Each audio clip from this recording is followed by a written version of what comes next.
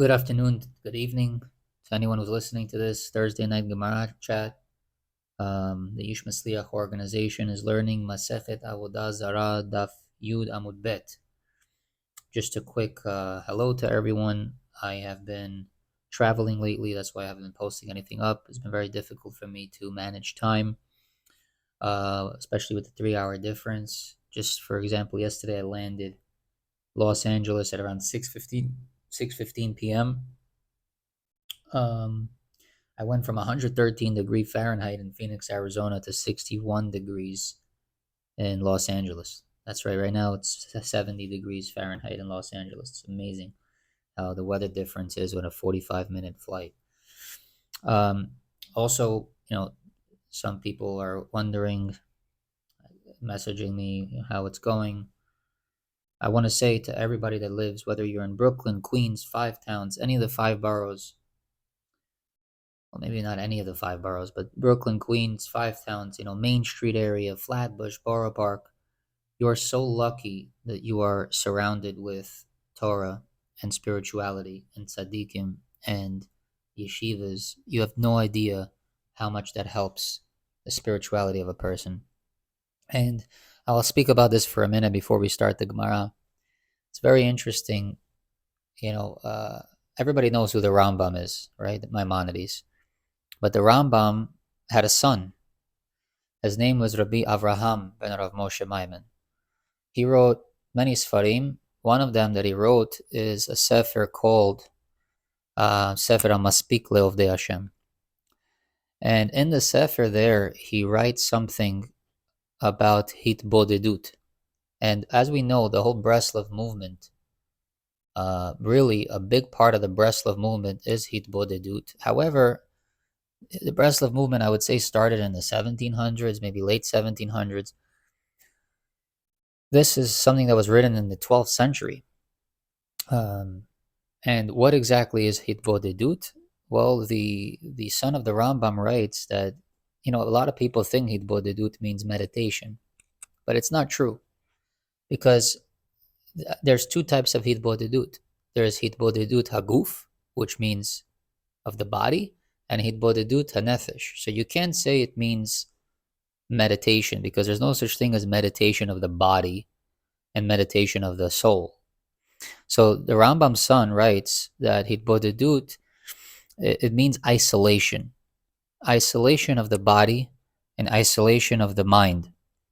That it's actually of the soul. But isolation means that you remove all distractions.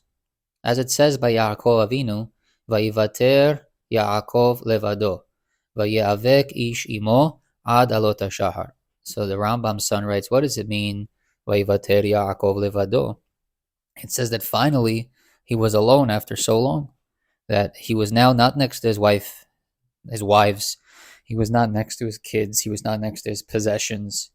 He was with no distractions at all. No distractions. And then Vayeavek ish imo. So what that means is that he first did Hitbodedut Haguf, removed all distractions from himself, and only then was he able to reach isolation of the mind, which was Vayeavek ish imo, which the Rambam writes was a nevuah. It was a vision. It was not something that happened physically. Now, I'm not saying I agree with this. I don't know. It's something that the Rambam has to take up with the other Mefarshim. It's not my ground to speak about this. But this is what the Rambam writes, and his son quotes him in Sefer HaMaspik Le'ovdei Hashem, that a person's surroundings are really all distractions. And there are also good distractions as well. For example, where I go to pray Minha, where I work, Manhattan, 2 o'clock you go pray Minha. A lot of times it's like, you know what, I'm here already, let me sit down, we have a few people learning, let's learn together. We learn 5-6 people, we sit, we learn together. Those are distractions that are good. Here where I am right now, West Coast, I feel that the distractions here are impossible to remove. They're impossible to remove. You're going to go to a yeshiva here, the energy, even though it's summer, I understand, but I've been here also in the winter, in the spring. The distractions here are tremendous. There's so much gashmiut, there's so much worries that a person has. Forget about hitbodedut hanefesh here. It doesn't exist. It's hitbodedut haguf, isolating your body to be able to be alone with Hashem, to be able to concentrate on your spirituality. I find it very difficult here on the West Coast, here, whatever it is in Phoenix, Arizona, or Utah, wherever it is that people travel to. And therefore, where you're in Brooklyn, you walk down the block in Borough Park, you have two shuls, three base madrasas, you have farm stores. Forget about it. It's amazing. So we're very, very lucky to have the ability to have good distractions, and that'll make us connect to Hashem better. So now let's start the Gemara. Just a quick background. We were learning the relationship between Antoninus and Rebbe. Rebbe is Rabbi Yehuda Nasi. Antoninus was a very high official for the Romans, and Rabbi Yehuda Nasi and Antoninus had a relationship literally from birth. We're going to see soon. From birth, they had a relationship with each other. Rabbi Yehuda Nasi authored the Mishnah. He was one of the biggest Gedolim that ever lived. And Antoninus would discuss secretive matters with Rabbi Yehuda Nasi in a very, very unique way. They would not speak with literal words. They would not go and speak the words out to each other. And they wouldn't even say it as secrets to each other's ears. They would only speak through hints, through remazim. So the Gemara here brings a pasuk from Kohelet, 3 lines from the top. Ki ofa shamayim yolich et hakol. What does that mean? That the Gemara there asks, why don't they just whisper the secrets to each other? Why do they have to send messages through codes? And we're going to see some examples in a minute. And the Gemara says that this pasuk in Tehillim tells us that once a person releases the secret into the world, the birds will carry the message around. That there's no way that nobody will hear. Even people just seeing someone else whisper to someone else's ear, they already know something's going on, and that's enough to expose a conspiracy, or even, something that might bother the Romans. And in this case, the whole relationship with Rabbi Yehuda Nasi and Antoninus really kept the Romans, at bay, and allowed the Jewish people to have a little bit of freedom to perform their religion. It would create some kind of a peace between the Romans and diplomatic ties between the Romans and Bnei Israel. So we need to see now some examples of how Rebbe would communicate with Antoninus. So let's start the Gemara. The Gemara says 4 lines from the top. I'm going to zoom in. 4 lines from the top. Hava lehahu barta.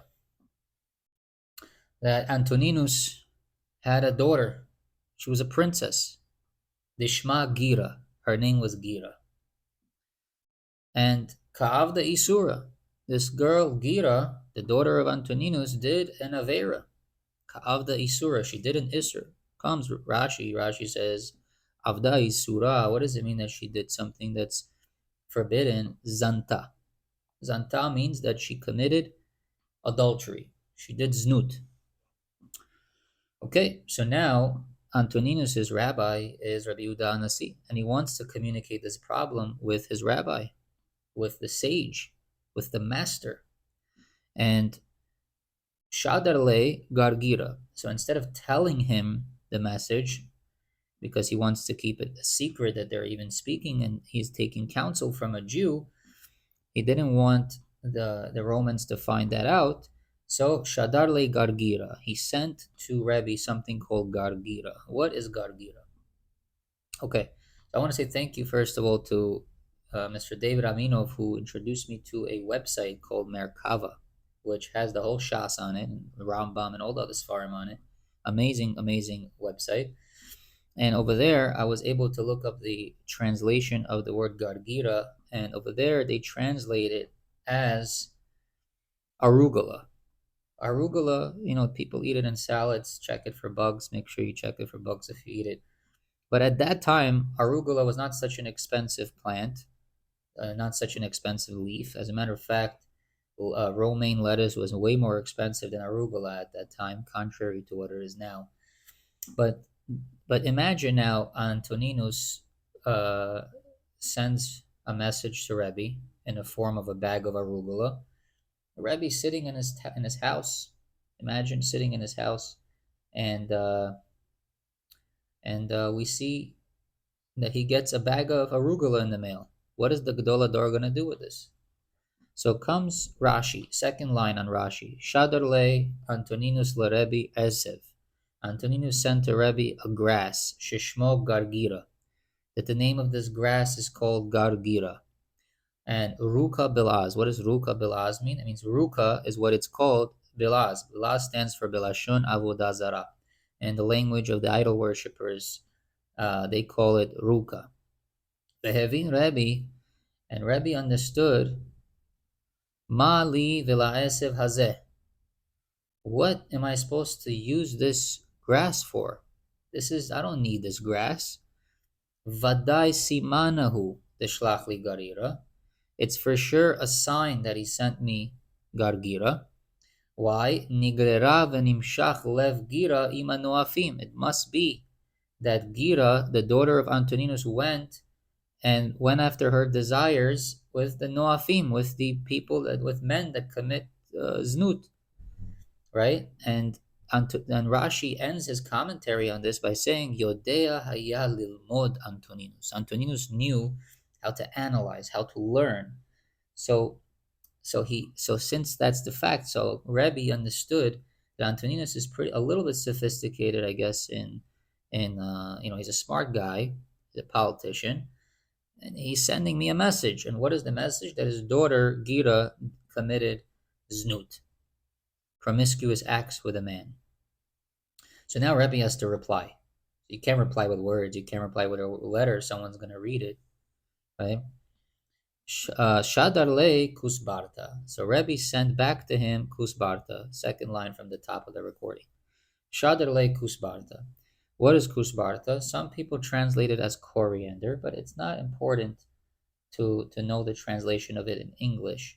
Rather, it's important to understand the meaning of kusbarta, why he sent it. So let's look at Rashi. Shadarle Rebbe kusbarta belaz alvinara. So Rebbe sent him back kusbarta as a reply to Antoninus saying that his daughter was mezaneh. He sent him back, which is in the lashon of Avodah Zara, as alvinara. Okay, klomar, to tell us shechot habat, kill your daughter, kill the princess. Kos barta, shte milot, two words. Kos, which means kill. Barta means your daughter. Two words. Wow. Okay.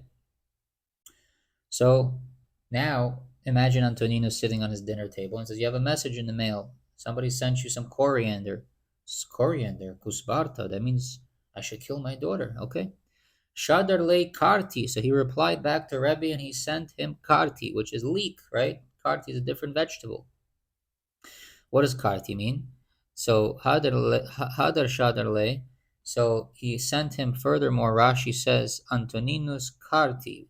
Belashon avodah zara porish. He sent a vegetable called porish, I guess leek. Klomar imken karet zari. He says, what do you mean, Rabbi? If I send this right now to my daughter, then you know what's going to happen? It's going to, if I kill my daughter right now, based off what you sent me, then you know what it's going to do? It's going to, yikaret zari. It's going to kill off my seed. I don't have anyone else in this world. I guess from this Rashi, Antoninus did not have a son or any other kids except his daughter.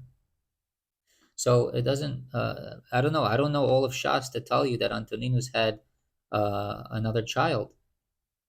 So after the Karti went, after he sent him Karti, Shalach le Chasa. So he sent him back. Rabbi Yehuda Nasi sent back to Antoninus Chasa, which Chasa we translate today as romaine. As you see in Masechet Pesachim, it says, what's Chazeret? Chasa. Okay, so here, what does Chasa mean? Comes Rashi and it says, Hadar Shadr Lechasa Lituga Bilaz. It's called Lituga in the Lashon of the Goyim. Klomar Chus Allah. Have mercy on her. Like we say, Hus v'rachem, right? Hus means mercy. So this whole story is very, very interesting. I mean, at face value, it needs a lot of analyzing. The first question that I have is Rebbe Chas v'Shalom was not a foolish person. Rebbe was a very, very smart person. It's not so easy to say that, oh, dismiss the murder thought that you had, killing my daughter, and just with a bag of, I don't know, with a bag of leek or with a bag of lettuce, you should kill and you should not kill. It doesn't make sense. So Tosfot goes into the story in a little bit, different way than Rashi. And we're going to learn this Tosfot. By the way, I want to say thank you to Daniel Bababekov and the Jakubo family putting together this package for me with an iPad for the Ish Matzliach organization and the microphone that I'm using right now. Anybody that's hearing this recording, they're getting schar for it. So thank you very much for your sponsorship for the iPad. Okay, comes Tosfot. Tosfot says, Shadar le kusbarta. Rabbi Yehuda Nasi sent Coriander to represent that Antoninus should kill the princess, kill Antoninus' daughter. The Pirush HaKuntr's Kashe. So, according to the explanation of Rashi, that Rebbe is telling Antoninus to kill his daughter, it's very difficult to understand it. Ma ala beda'ato shel Rebbe mitchila. What in the world would Rebbe be thinking in the first place? Lomar sheish hatena, to say that Rabbi Yehuda Nasi that Antoninus should kill his daughter. Rebbe's a smart man. He was chosen by Hashem to codify Torah Sheba'al Peh. And all of a sudden now this person, the sage, this master, the prince, should say something so extreme? And isn't the whole mission here to hide the communication between Rebbe and Antoninus? This kind of would be something that people would look into. I don't understand why he killed his daughter. We should hide this. If once you kill the daughter, people are going to ask why, right? Why did you kill your daughter? Oh, she was mizaneh. It's embarrassing to the kingdom. Okay. The od kashe. And second question, Shelebesof chazarbo. In the end, Rebbe retracted his statement. I don't say you give a life and death psak and then you just retract it. Shelebesof chazarbo Rebbe me'atzmo. Rebbe himself pulled away from his decision. Lekach nir'eh kepirush Rabbeinu Hananel. So therefore, Tosfot says, I think the explanation of Rabbeinu Hananel ve'ha'aroch and the aroch is better, is a better explanation. So he says, this is how I would explain it according to them. Shadar le gargira. 3 lines from the top in the middle of the line. Shadar le gargira. He sent him, in the beginning, Antoninus sent to Rebbe gargira, which we said was arugula, which meant to kill that his daughter committed adultery. Klomar, to tell you, na'afa gira, that gira, his daughter, committed adultery. Okay, and so far Rashi understands this the same way, that this plant arugula was sent because the daughter's name was Gira and the plant is called Gargira, which means that Gargira committed a sin, which is Noef.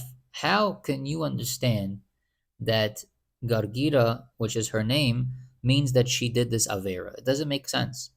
If her name is Gira, then when somebody would send you a plant called Gargira, you think something happened with his daughter. Why would you think adultery, right? Rashi comes right away and says adultery. Klomar na'afa gira. And Tosfot takes the same lashon and says that she committed adultery.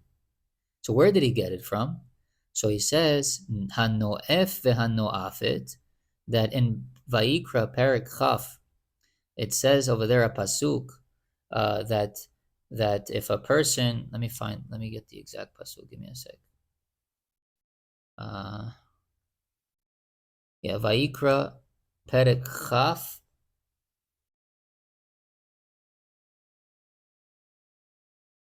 Perek Chaf, Pasuk Yud.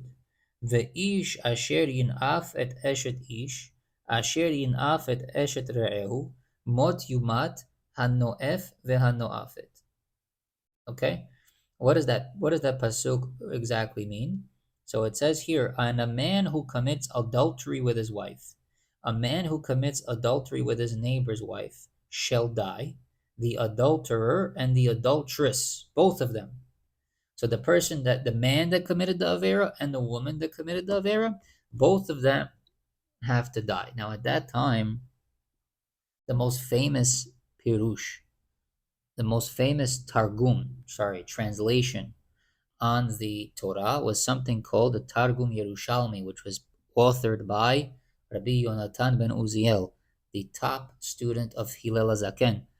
And if you look at the Targum Yerushalmi on this pasuk that I just read, how do you say Hanoef vehanoafet in Targum Yerushalmi?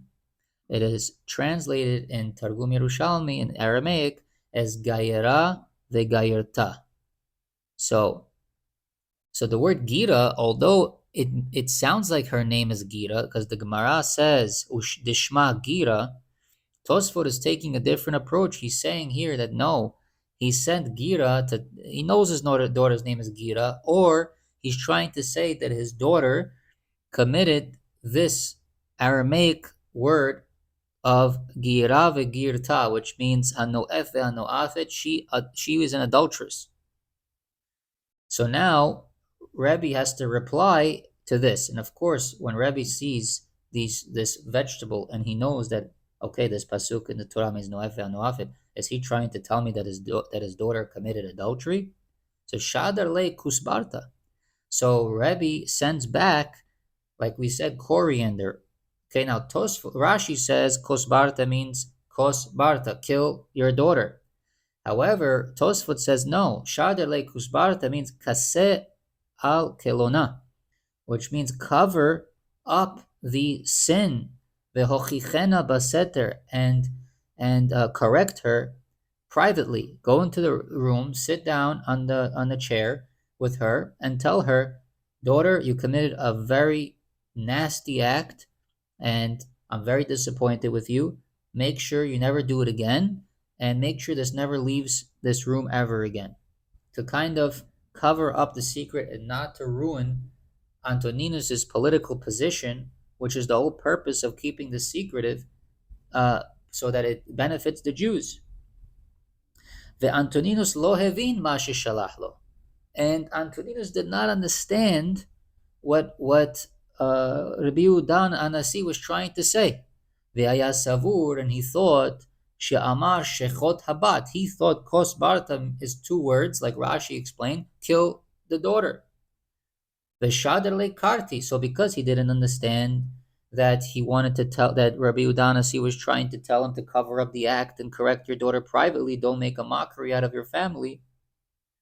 So he sent him back Karti, Klomar, thinking, V'chi titenli etza she'achriach zar'i, she'icharet zar'i. Sorry, are you trying to tell me that I should cut my seed? I don't understand, Rebbe. I don't believe you're going that extreme. So Shadar le chasa. So Rebbe replied and sent him back chasa, which means lettuce or romaine lettuce, right? Chazeret is chasa, we say, which is romaine. Klomar lo shalachti lecha ele shetahus ale. I only sent you that so that you should have mercy on her. Klomar v'chaseh ota amarti lecha. Meaning to cover up the act is what I told you. Means stay quiet, keep your political status. Don't let anyone find out that your daughter did such a nasty act. That was the whole conversation between Rabbi Yehuda Nasi and Antoninus. Beautiful explanation by Tosfot. Okay, so there's a little bit of a disagreement between Rashi and Tosfot and how that is understood.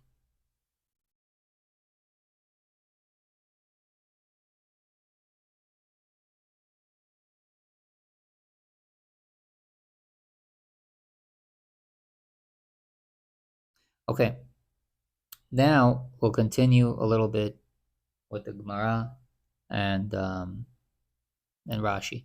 I'm actually gonna post this up first. I'll charge the iPad, and then I'll come back and we'll do the rest of the Gemara and some another Tosfot or two. We'll see.